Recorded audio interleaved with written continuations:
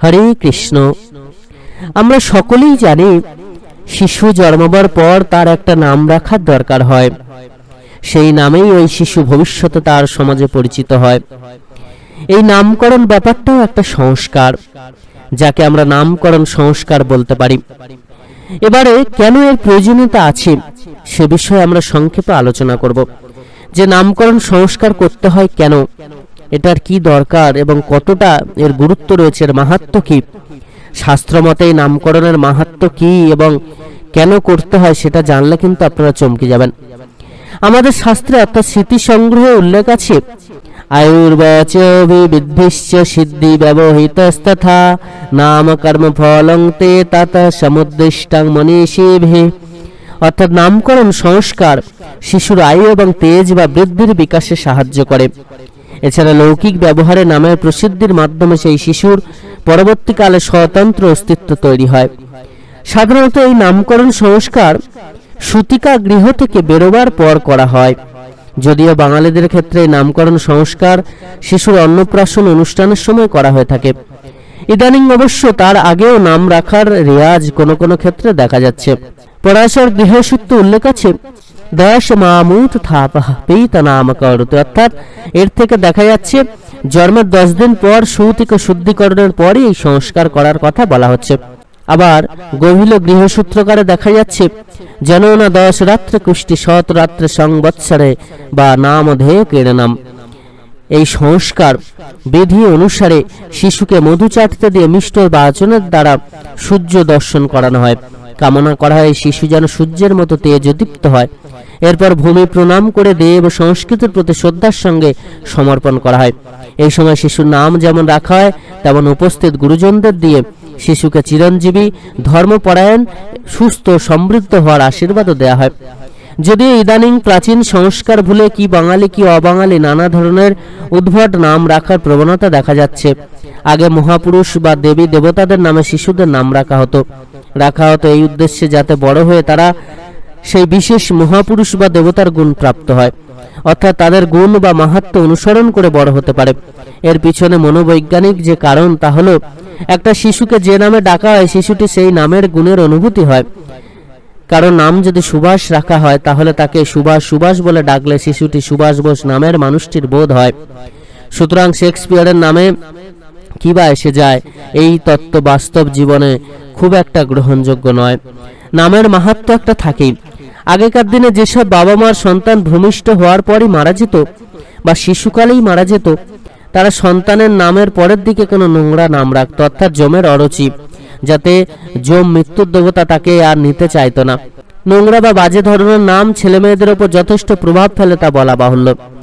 বাবা মায়েরা ইদানিং এসব বুঝতে পারছেন, ফলে হারান, হাবলা, ক্যাবলা, ভম্বল, তেনা, পটলা, সোহারাম বা আরো যে খেদি, পেচি, মঙ্গলা, চঞ্চলা, বিমলা, হেমাঙ্গিনী, আদরিণী জাতীয় নাম এখন আর রাখা হয় না।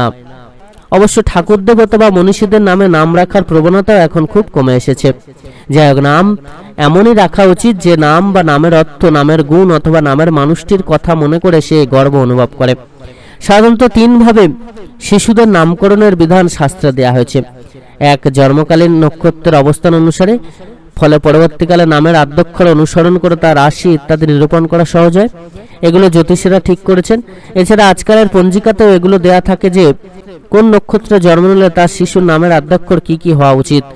দ্বিতীয়ত, নাম রাখার আগে এমন নামের কথা ভাবা হয় যা ওই শিশুর ভবিষ্যৎ জীবনে তার উদ্দেশ্যে প্রাপ্তিতে সহায়ক হয়। আর তৃতীয়ত, এমন নাম রাখার বিধান শাস্ত্রে দেয়া হয়েছে যাতে সেই শিশুর জাতি, নাম, বংশ, গোত্র ইত্যাদির ইঙ্গিত থাকে। এ ধরনের নাম অবশ্য বাঙালিদের ক্ষেত্রে দেখা যায় না। মহারাষ্ট্রে এবং দক্ষিণে এই জাতি কুলের পরিচয়বাহী নামের রেওয়াজ এখনো আছে। এবার চলুন আমরা জেনে নেব উপনয়ন সংস্কার সম্বন্ধে। উপনয়ন সংস্কার করতে হয় কেন? উপনয়ন সংস্কারের বিষয়টি মূলত ব্রাহ্মণ, ক্ষত্রিয়, বৈশ্যদের ক্ষেত্রে প্রযোজ্য। বলা হয়ে থাকে উপনয়ন হলো দ্বিতীয়বার জন্মের সংস্কার। উপনয়ন হওয়ার অর্থাৎ সেই ছেলের দ্বিতীয় জন্ম হলো। এ কারণেই বলা হয় দ্বিজ বা দ্বিতীয় জন্ম। মনু মহারাজ তার মনুস্মৃতির 2/169 শ্লোকে উল্লেখ করেছেন, মাতুর গৃহ ধীজনং দ্বিতীয়ং মঞ্জি বন্ধনে, অর্থাৎ একটি শিশুর একবার জন্ম হয় মায়ের গর্ভ থেকে, আরেকবার জন্ম হয় উপবীত ধারণ করার পর। মায়ের গর্ভ থেকে শিশুর জন্ম হয়, তার উপর জন্ম জন্মান্তরের সংস্কারের প্রভাব থাকে এবং যোগ্য পবিত্র সংস্কারের মাধ্যমে মন্দ সংস্কারের সমন ঘটিয়ে শুভ সংস্কার বা মাঙ্গলিক সংস্কার স্থায়ী হয়, তাহলে দ্বিতীয় জন্ম। এ কারণে ব্রাহ্মণ, ক্ষত্রিয়, বৈশ্যদের দ্বিজাতি বলে উল্লেখ করা হয়। মনুস্মৃতিতে মনু বলেছেন, যোগ্য পবিত্র ধারণ না করা পর্যন্ত এরা কোনো কর্মের অধিকারী হয় না। ন হাস্মিন্ন জাতে কর্ম কিঞ্চিদামঞ্চি বন্দনা। দেখা যাচ্ছে যোগ্য পবিত্র ধারণ একটি অপরিহার্য সংস্কার। উপবিত ধারণ বা করা পর্যন্ত কোনো বালক কোনো ধর্মীয় কাজের অধিকারী হয় না। একজন বালক বা ব্যক্তি সব ধরনের যজ্ঞ করার অধিকারী হওয়ার অর্থই হলো যোগ্য পবিত্র। এই যোগ্য পবিত্র ধারণ করার অর্থ হলো নৈতিকতা ও মানবতার জন্য কর্তব্যের দায় নিজের কাঁধে তুলে নেওয়া, প্রতি মুহূর্তে এই দায়িত্ব অনুভব করা এবং সেই সঙ্গে পরমাত্মার সঙ্গে একাত্ম হওয়ার অনুভূতি লাভ করা। যোগ্য পবিত্র ধারণ করার গুরুত্ব কত তার উল্লেখ রয়েছে পদ্মপুরাণের কৌশল কাণ্ডে, যেখানে বলা হয়েছে, কোটি জনমের জ্ঞান ও অজ্ঞাতসারে করা পাপের খণ্ডন হয় যোগ্য পবিত্র ধারণ করলে। পারস্কার গুহ্য সূত্রের 2.2.7 নম্বর শ্লোকে বলা হয়েছে, বৃহস্পতি যেমন দেবরাজ ইন্দ্রকে যোগ্য পবিত্র দিয়েছিলেন, সেই রকম আয়ু, বল, বুদ্ধি, সম্পত্তি বৃদ্ধির জন্য যোগ্য পবিত্র ধারণ করা প্রয়োজন। উপবিত্র ধারণে শুদ্ধাচার, শুদ্ধ চরিত্র এবং কর্তব্য পালনের প্রেরণা লাভ করা যায়। যোগ্য পবিত্র ধারণ করলে মানুষ পরম শান্তি প্রাপ্ত হয় বলে মনে করা হয়, অর্থাৎ দেবত্ব লাভ করে। যোগ্য পবিত্র এই দেবত্ব লাভের একটা বড় মাধ্যম বা উপায়। ব্রহ্মোপনিষদে যোগ্য পবিত্র ধারণের মন্ত্রটি হলো, যজ্ঞ পবিতং পরমং পবিত্রং প্রজাপতেজ সহজং পুরস্তাতঃ আয়ুষ্যমাসং প্রতিমুঞ্জ শুভ্রং যজ্ঞ পবিতং বলমস্ত তেজ।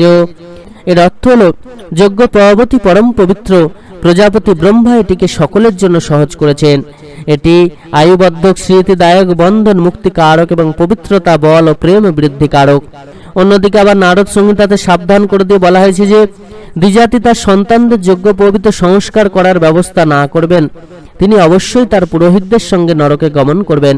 এছাড়া যোগ্য পবিত্র সংস্কার হয়নি এমন দ্বিজের হাতের চরণামৃত মুদ্রা তুল্য এবং তুলসী পাতা কপট তুল্য বলে মনে করা হয়।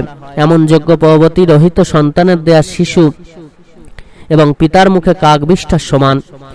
বেদান্ত রামায়ণে উল্লেখ করা হয়েছে, যোগ্য পবিত্র সংস্কার না করা কোনো দ্বিজাতি মূর্খামি করে যদি মন্ত্র পাঠ এবং পূজা আদি করতে চায়, তাহলে সেই মন্ত্রের জপ বিফলে যায়। পূজা পাঠের ফল হয় বিপরীত, অর্থাৎ ক্ষতিকারক। তাই এটা অবশ্যই করা লাগে। সকল ভক্ত ভক্তিমতী মায়েরা, হিন্দু ধর্মে যা কিছু রয়েছে সমস্ত সংস্কারই কিন্তু আমাদের মেনে চলতে হবে, যেগুলো মানার মধ্য দিয়ে সহজেই আমরা ভগবানের আশীর্বাদ লাভ করব এবং জীবনকে আরো সুন্দর করে তুলতে পারবো। পরবর্তীতে আরো বিভিন্ন সংস্কার নিয়ে আসবো এবং সেগুলো ব্যাখ্যা আপনাদের সামনে তুলে ধরার চেষ্টা করব। সকলে খুব ভালো থাকবেন। ভগবান আপনাদের প্রতি প্রত্যেকের মঙ্গল করুন।